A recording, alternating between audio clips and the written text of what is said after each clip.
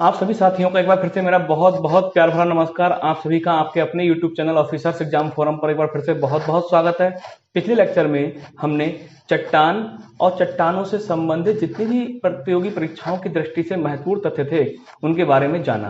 अब हमारा next topic है महासागरीय एवं महाद्वीप ये जो नितल है, जो ओशियन और कॉन्टिनेंटल बेसिन है, उनकी उत्पत्ति के बारे में हमें जानना है।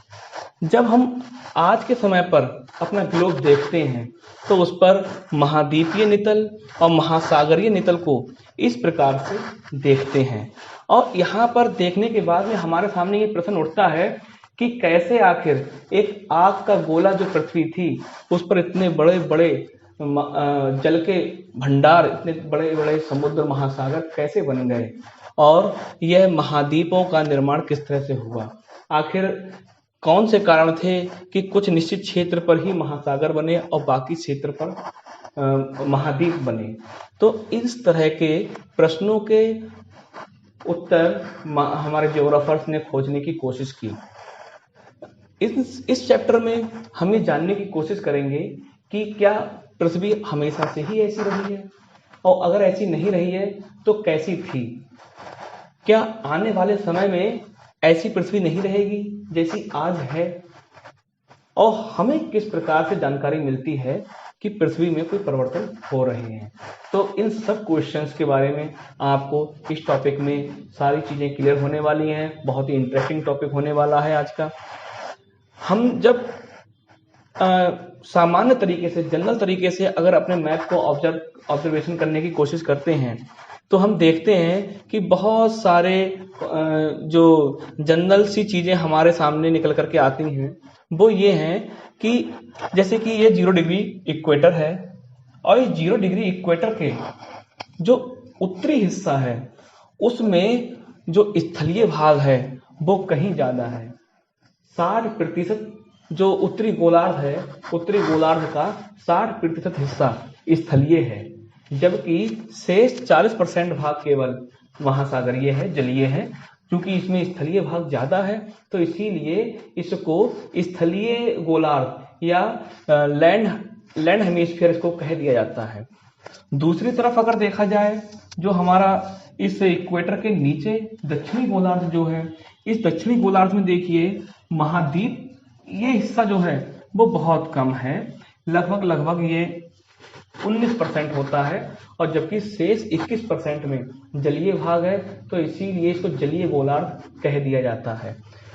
तो आखिर ऐसा क्यों हुआ कि भूमध्य रेखा के उत्तर में स्थल का डिस्ट्रीब्यूशन ज्यादा हुआ और साउथ में, दक्षिण में कम हुआ।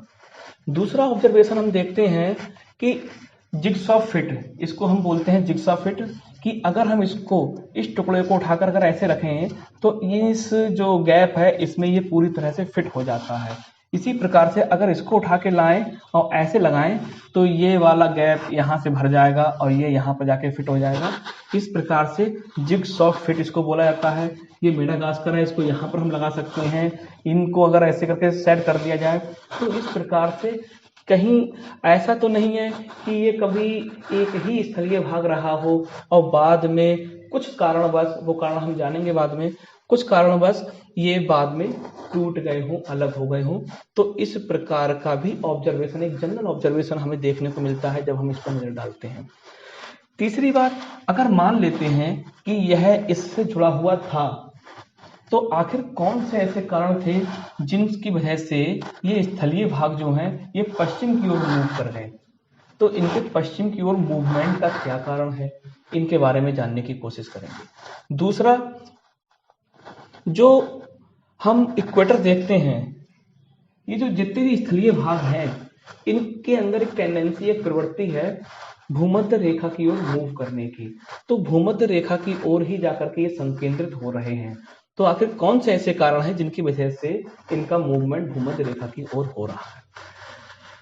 उसके अलावा कुछ ऐसे ऑब्जर्वेशंस भी हैं जो जियोग्राफर्स ने उन पर काफी स्टडी करने के बाद में वो सामने आए।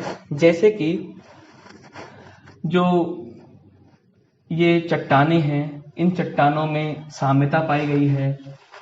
यहाँ के निक्षेप, यहाँ के निक्षेप, यहाँ के निक्षेप जो चट्टाने हैं, जो निक्षेप हैं, उनमें समानताएं पाई गई हैं। बहुत सारे ऐसी वनस्पतियों के जीवाश्म हैं जिनमें समानताएं पाई गई हैं। कुछ जीव भी हैं, कुछ वनस्पतियां भी हैं जो बहुत सूक्ष्म प्रकार की हैं और उनका भी इक्वल डिस्ट्रीब्यूशन इन क्षेत्रों में हुआ है। तो इन सारे ऑब्जर्वेशंस के बाद जियोग्राफर्स के दिमाग में बहुत सारे ये इस तरह की चीजें आईं, क्या ये इनमें कुछ परिवर्तन हुए हैं समय के साथ, और परिवर्तन हुए हैं तो वो परिवर्तन किस प्रकार के हुए, कैसे उन सब चीजों के बारे में जाने।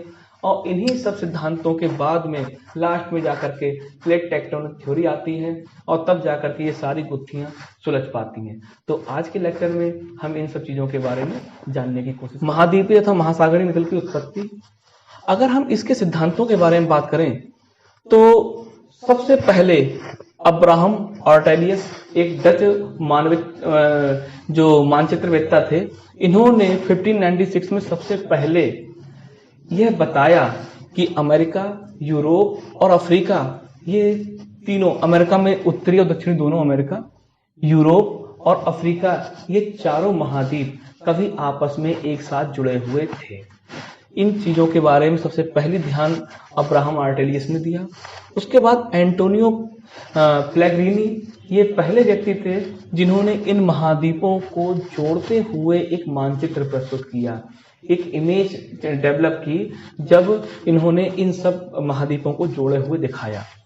फिर लॉर्ड कैल्विन आए और लेपवर्थ एवं लव, इन दोनों ने ही एक इस प्रकार की हाइपोथेसिस दी जिसमें इन्होंने बताया कि पृथ्वी आग के गोले से जब ठंडी हुई तो ठंडे होने के दौरान इसमें कुछ बलन पड़ गए। जब भी कोई गर्म चीज अगर ठंडी की जाती है तो कुछ उसमें विकृति आ जाती है। उसी विकृति के बारे में बात कर रहे हैं कि कुछ बलन आ गए और बलन के बाद में कुछ इस तरह की अपनतियां और सन्नतियां आ गईं। तो जो उभरे हुए भाग थे वहां पर महाद्वीपों का निर्माण हुआ, और जो गहरे, जो खड्ड वाले भाग थे, जो उनमें जल के भराव के बाद महासागरों का निर्माण हुआ। तो ये परिकल्पनाएं एक सामान्य सी, जनरल सी परिकल्पनाएं थी। सामान्य बुद्धि के व्यक्ति भी इस तरह की परिकल्पनाएं करेंगे, लेकिन इन पर बहुत सारे जियोग्राफर्स सहमत नहीं हुए क्योंकि बहुत सारी शंकाओं के समाधान नहीं हो पाए थे। आगे लोथियन ग्रीन की परिकल्पना आई। इन्होंने एक चतुष्फलकीय परिकल्पना दी, टेट्राहेड्रल हाइपोथेसिस। इसमें इन्होंने बताया कि जब भी कोई गोल आकृति है, अगर वो जब ठंडी होती है तो उसमें एक चतुष्फलकीय के रूप में, यानी कि चार तलों वाली आकृति के रूप में परिवर्तित हो जाने की उसके अंदर प्रवृत्ति होती है। तो इसीलिए जब पृथ्वी भी जब कभी आग का गोला रही और उसके बाद जब वो ठंडी हुई तो उसमें चतुष्फलकीय आकृति के रूप में परिवर्तित हो जाने की प्रवृत्ति के आधार पर उसमें कुछ सपाट स्थान हुए और कुछ कॉर्नर वाले उभरे हुए स्थान हुए। तो जो सपाट स्थान हुए वहां पर चार महासागरों का चतुष्फलकीय है, तो चार जो सपाट स्थल जो भाग थे वहां पर महासागरों का निर्माण हुआ। हम इस प्रकार से समझ सकते हैं, अगर इस प्रकार से चतुष्फलक हुआ तो चार स्थानों पर महासागरों का निर्माण हुआ और बाकी जो उभरे हुए भाग थे इन भागों पर महाद्वीपों का निर्माण हुआ। हालांकि इसमें इन्होंने काफी ज्यादा जो डाउट थे उस समय के, उनको क्लियर करने की कोशिश की, लेकिन फिर भी बहुत सारी चीजें यहाँ पर जो है संतोषजनक नहीं थी। डाना का मत, इन्होंने एक नई विचारधारा, जो पूर्व प्रचलित विचारधारा थी कि पृथ्वी में किसी प्रकार का कोई विस्थापन नहीं हुआ है, और विस्थापन का खंडन करते हैं और कहते हैं ये पृथ्वी सदैव से ऐसी ही रही है और ऐसी ही रहेगी। बहुत बड़े वर्ग को ये भी प्रतिनिधित्व करते थे, और इस जो है विस्थापन के खंडन की बात को इन्होंने कह करके पृथ्वी की जो स्थायित्व है उसके बारे में बात की। ग्रेगरी जेफरीज का मत 1929 में स्थल सेतु सिद्धांत यहाँ पर इन्होंने दिया, और इन्होंने बताया कि जितने भी महाद्वीप हैं वो हमेशा किसी ना किसी एक सेतु, एक ब्रिज से, पतले छोटे ब्रिज से, अगर ये बड़ा स्थलखंड है और एक बड़ा स्थलखंड ये है, तो बीच में एक छोटा ए सेतु, इस सेतु के माध्यम से ये जुड़े हुए रहे हैं और इन्हीं सेतुओं के आधार पर जीव जंतुओं का, वनस्पतियों का और सबका आदान प्रदान हुआ है और इसीलिए सामान्य प्रकार की विशेषताएं दूर दूर के महाद्वीपों में पाई जा रही हैं। हालांकि इसके आधार पर भी बहुत सारे क्वेश्चंस अनआंसर्ड ही रह गए। फिर लास्ट में जाकर के महाद्वीपीय प्रभा सिद्धांत एफ.बी. टेलर 1908 यहाँ पर प्रथम बार एक वैज्ञानिक तरीके से और बहुत ही सटीक साक्ष्यों के माध्यम से स्पष्ट करने का प्रयास किया जाएगा। इनका उद्देश्य था टर्सरी युग में जो मोड़दार पर्वतों की पूरी एक श्रृंखला का निर्माण हुआ था, उनकी व्याख्या करना चाह रहे थे। आप लोगों ने, जब हमने ज्योग्राफी की शुरुआत पढ़ी थी तो हमने पढ़ा था टर्सरी इपॉक किसे कहा गया था। जो हमारा सेनोजोइक एरा था उसमें हमने उसको टर्सरी युग कहा गया था और इसमें इसके दौरान कुछ मोड़दार पर्वतों का, फोल्ड माउंटेन्स का निर्माण हुआ, जैसे एंडीज, रॉकीज, हिमालय। तो इन पर्वतों की व्याख्या करने के उद्देश्य से ये स्टडी कर रहे थे, तो उसी में इन्होंने कुछ ऑब्जर्वेशन, इनको कुछ वहां से कुछ साक्ष्य प्राप्त हुए। इनकी स्टडी जो है उसका प्रारंभ होता है क्रिटेशियस युग से। क्रिटेशियस युग आप जानते हैं, जो हमारा सेकेंडरी इपोक जिसको हमने कहा था, द्वितीयक युग जिसको कहा था, उसको हमने 3 हिस्सों में बांटा था। जो सेनोजोइक इरा था हमारा, जो मेसोजोइक इरा था, उसको हमने 3 हिस्सों में बांटा था, क्रिटेशियस, जुरैसिक और क्रिटेशियस। इसमें क्रिटेशियस युग में इन्होंने बताया कि ग्लोब 2 भागों में था। ग्लोब पर जो स्थलीय भाग था वो 2 भागों में बटा हुआ था, लॉरेंसिया और गोंडवाना। उत्तरी भाग को लॉरेंसिया नाम दिया और दक्षिणी भाग को गोंडवाना लैंड दिया। ये विशाल महाद्वीप थे, आप समझ सकते हैं। बहुत, जो पृथ्वी पर अगर सारे स्थल भाग को जोड़ करके 2 भागों में केवल बांट दिया जाए तो ऐसे 2 विशाल महाद्वीप थे ये। और एक स्टडी दी कि महाद्वीप जो है वो सियाल का मतलब आपने चट्टानों के दौरान पढ़ा है, यानी कि सिलिका और एल्यूमिनियम से बनी हुई चट्टान, और महासागर जो है सीमा से, यानी कि सिलिका और मैग्नीशियम से बनी चट्टानें, इनसे निर्मित है। और सियाल से बनी हुई जो परत है वो सीमा की परत पर तैर रही है और इसीलिए ये मूवमेंट हो रहा है। स्थल प्रवाह का मुख्य कारण क्या बताया कि स्थल जो प्रवाह हो रहे हैं, स्थलीय भाग जो मूव कर रहे हैं, उनके पीछे क्या कारण है, तो उन्होंने ज्वारीय बल उसका कारण बताया। ज्वारीय बल क्या होता है, नाम से ही देखते हैं, टाइडल फोर्स। यह ज्वारीय बल सूर्य और चंद्रमा के सापेक्ष जो का सम्मिलित प्रभाव पृथ्वी पर पड़ता है और उसकी वजह से समुद्र में जो ज्वार उत्पन्न होते हैं, तो उन बलों को हम ज्वारीय बल कहते हैं। तो इन्होंने उन बलों को महाद्वीपों के विस्थापन से जोड़ा। जो बल समुद्र में ज्वार उत्पन्न कर रहे हैं वही इन बड़े बड़े जो स्थलीय भाग हैं उनके विस्थापन का कारण भी है, ऐसा इन्होंने बताया। हालांकि आज के टाइम पर ज्योग्राफर ये मानते हैं कि ज्वारीय बल इतने प्रबल नहीं होते हैं कि वो महाद्वीपों के विस्थापन करा पाए। फिर आता है महाद्वीपीय प्रभा सिद्धांत, कॉन्टिनेंटल ड्रिफ्ट थ्योरी। ये भी है, लेकिन ये एफ.बी. टेलर की है और ये अल्फ्रेड वैगनर की 1912 में, ये जर्मन भूगोलविद थे। तो यहाँ पर हमें एक काफी डीप हिस्ट्री देखने को मिलती है। इन्होंने कुछ प्रमुख ऑब्जर्वेशंस किए। इनके 4 प्रमुख ऑब्जर्वेशन थे। सबसे पहले साम्य की स्थापना, जिग्सॉ फिट, जो मैं बता रहा था कि महाद्वीपों को दूसरे महाद्वीप में जोड़ा जा सकता है, इस प्रकार की आकृतियां हैं। महासागरों के पार चट्टानों की आयु, तो एक महाद्वीप और बीच में महासागर, उसके पार दूसरा महाद्वीप और उनके चट्टानों की हमने आयु निकाली तो हमें आयु में बहुत बड़ी समानता देखने को मिली। वो समानता किस प्रकार की थी कि 200 करोड़ वर्ष की लगभग टाइम पीरियड के दौरान की ही ये चट्टानें हैं। तो ऐसी समानता देखने को मिली। ऐसी समानता क्यों पाई जा रही है, दोनों जबकि बहुत बहुत दूर पर हैं। दूसरा, जीवाश्मों के प्रमाण। तो जीवाश्म कुछ फॉसिल्स इस तरह के पाए गए हैं, जैसे कि लेमूर एक बहुत ही छोटा जीव है और ये जीव भारत, मेडागास्कर, ऑस्ट्रेलिया और साथ ही साथ अफ्रीका तो इन महाद्वीपों पर ये, इन क्षेत्रों पर ये पाया गया और भारत, मेडागास्कर और अफ्रीका को मिला करके इसीलिए लेमुरिया भी कह दिया जाता है। दूसरा मेसोसारस, ये मेसोसारस एक समुद्री जीव है जो उथले खारे समुद्री पानी में रहता है और इसके जो जीवाश्म पाए गए हैं वो जो दक्षिण अफ्रीका का केप पॉइंट है, केप, वहां पर पाए गए हैं और साथ ही साथ ब्राजील के इरावर सेल समूह में भी पाए गए हैं। तो एक तरफ ब्राजील, एक तरफ दक्षिण अफ्रीका, इतनी दूरी और बीच में एक गहरा महासागर, जबकि यह जीव जो है ये उथले पानी में, किनारे के जो खारे पानी है उन्हीं में रहते हैं। तो आखिर ये कैसे इतने बड़े समुद्र को पार करके उधर पहुंच पाए? तो कहीं ऐसा तो नहीं है ये एक दूसरे से जुड़े हुए रहे हों कभी? इसी प्रकार से हिमानी निर्मित चट्टानों के बारे में ये भी ऑब्जर्वेशन हम लोगों ने पिछले लेक्चर में पढ़ा था कि हिमानी से जो अपसादी चट्टानों के निर्माण होता है उनको हम टिलाइट के रूप में देखते हैं। तो हिमानी निर्मित जो टिलाइट चट्टाने हैं उनके प्रमाण अब वो देखिए कहाँ कहाँ प्राप्त हो रहे हैं। गोंडवाना श्रेणी में, गोंडवाना जो अभी हमने नाम पढ़ा था, गोंडवाना दक्षिणी भाग जो था, तो गोंडवाना श्रेणी में Bharat, Africa, Falkland, Madagascar, Antarctica, Australia, इन सारे क्षेत्रों में हिमानी निर्मित टिलाइट मिल रही हैं।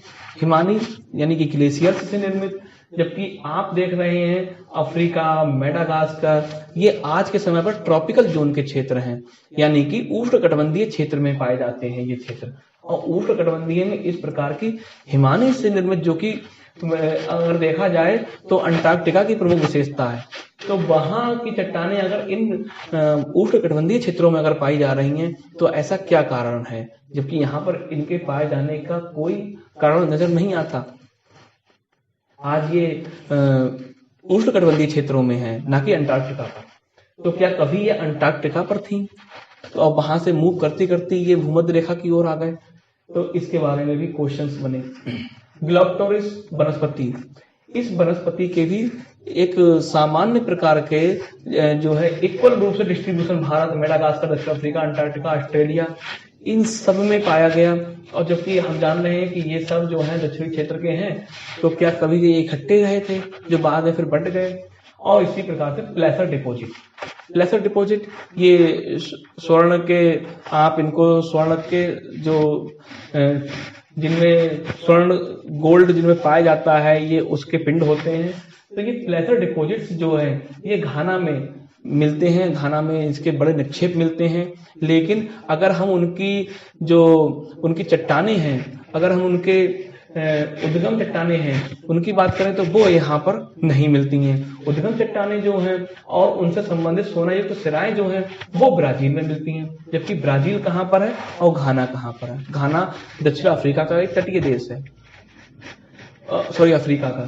तो ये अफ्रीका का घाना और यहाँ पर ये दक्षिण अमेरिका का ब्राजील, दोनों आज बहुत दूरी पर हैं, लेकिन सोनायुक्त सिराएं यहाँ मिल रही हैं और जबकि सोने के निक्षेप हमें यहाँ मिल रहे हैं। तो क्या कभी यह एक दूसरे से जुड़े हुए थे? आज जो है दूर दूर हो गए हैं और उसके बाद में हमें यहाँ पर निक्षेप बचे हुए दिखाई दे रहे हैं।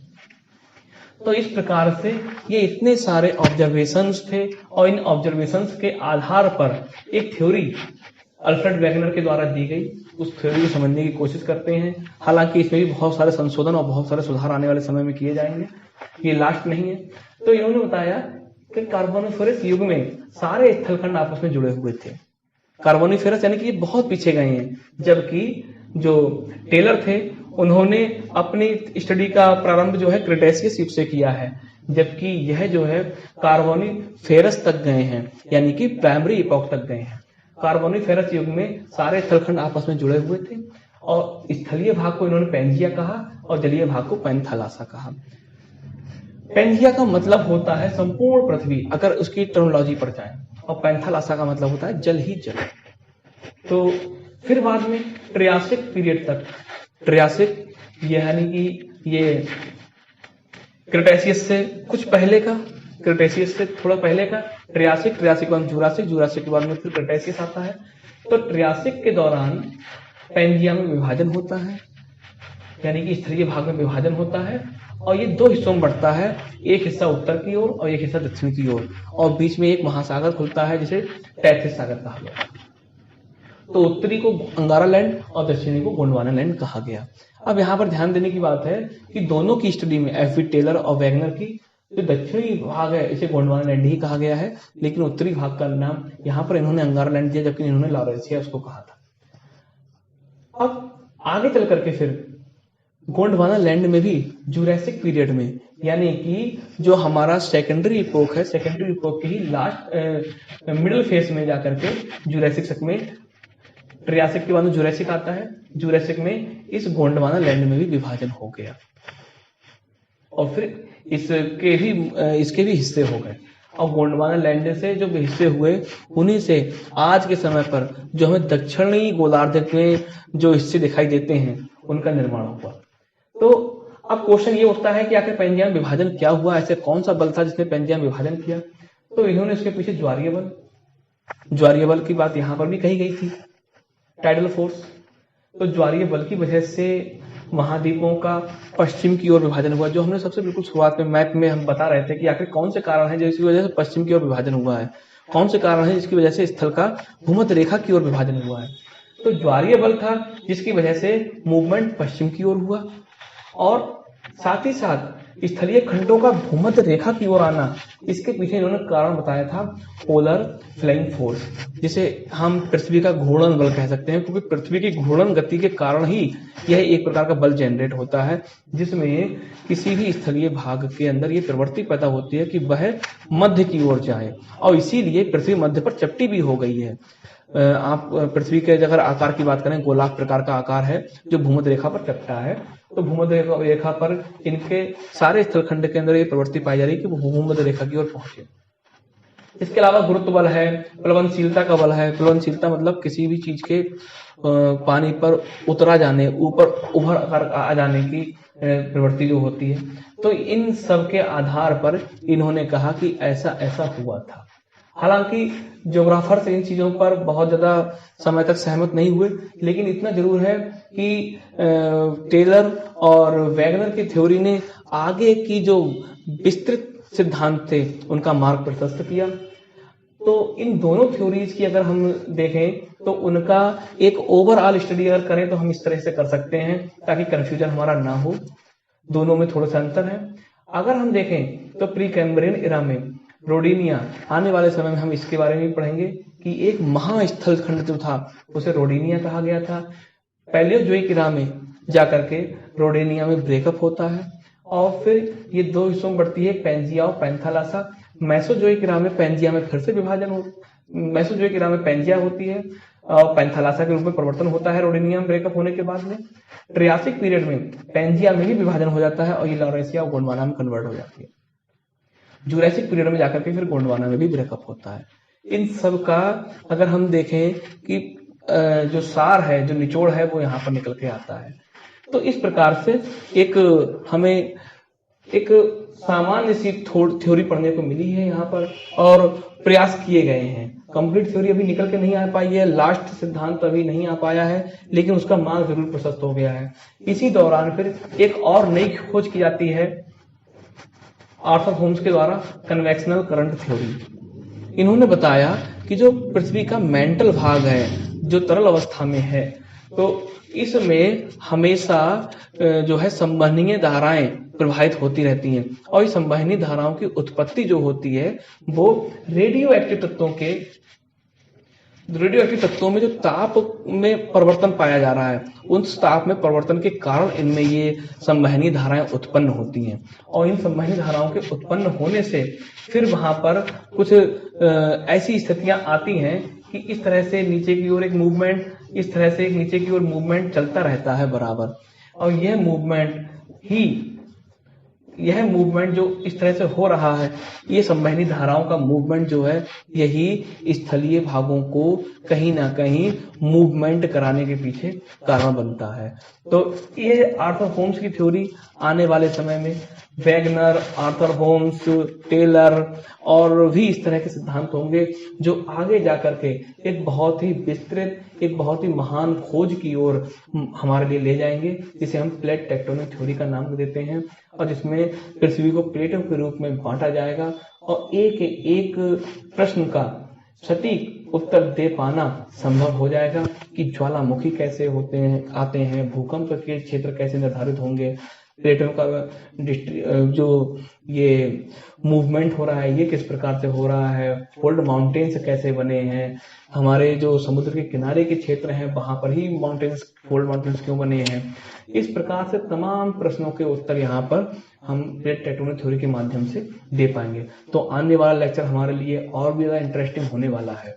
आप सभी लोग अपनी स्टडी के बारे में, हमारे लेक्चर के बारे में कमेंट बॉक्स में जरूर लिख करके शेयर करते रहिएगा, ताकि हमारा जो है कन्वर्सेशन बनवे ना रहे।